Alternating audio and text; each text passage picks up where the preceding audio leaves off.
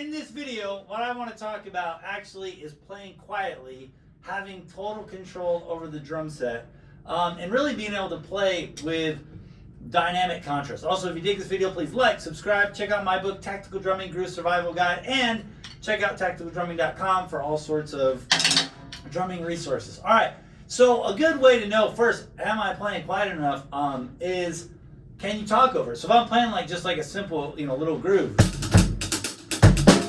can I basically talk over the top of it without being able to hear a voice? No problem. That's what I'm talking about when I'm talking about very quietly, right? And being able to play under control. I've played tons of gigs where that is necessary. I've played lots of jazz gigs where it touches everything, right? I got to bring the volume down. I recently recorded a video in a friend's living room where they were playing some acoustic stuff, and we had to keep the volume really low, right? And so the drums, my options are, okay, I could use brushes, I could use a cajon, but I don't really want to do that. I want the tone, right, of the cymbals, I want the tone of the drums, and I want those things to speak. And so the best way to do that is to gain control, right? Is to have control of the sticks and own those. And so basically my question is, how do you do that? And so what I want to show you is really, when it comes down to playing quietly, you should be able to play with lots of intensity.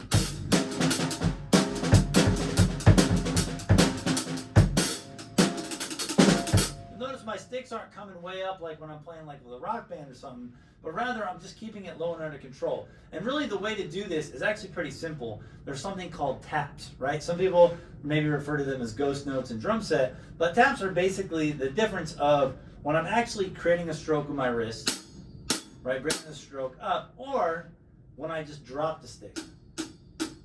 And the key is when I'm dropping the stick, this requires kind of a different muscle set, right?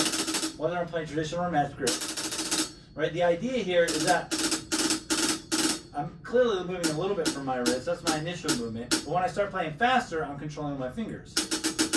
And the key here is that I'm able to have basically complete control of my hands regardless of what I'm playing, tempo-wise, right? Whether I'm playing like a little Latin groove, I'm playing like a swing thing, playing a rock thing. But you'll notice in all cases, my fingers are just barely over the cymbal and barely hitting the drum, right? And I'm able to play right over the top of that.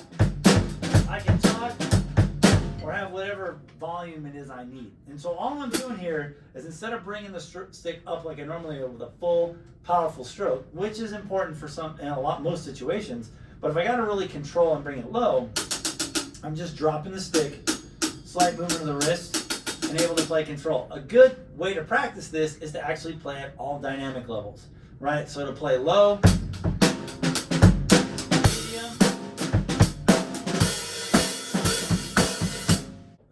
recommend doing is doing all the above.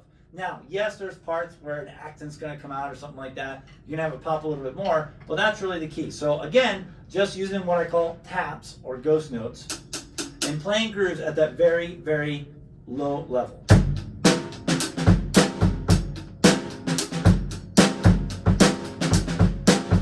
You can play any groove you want. If you just are playing a basic rock groove, you're working on, pretty much any groove that you can play, be able to play it using that technique. So again, keep it low, get control. That's pretty much it. All right, I'll play one more time for you on the way out. I don't know.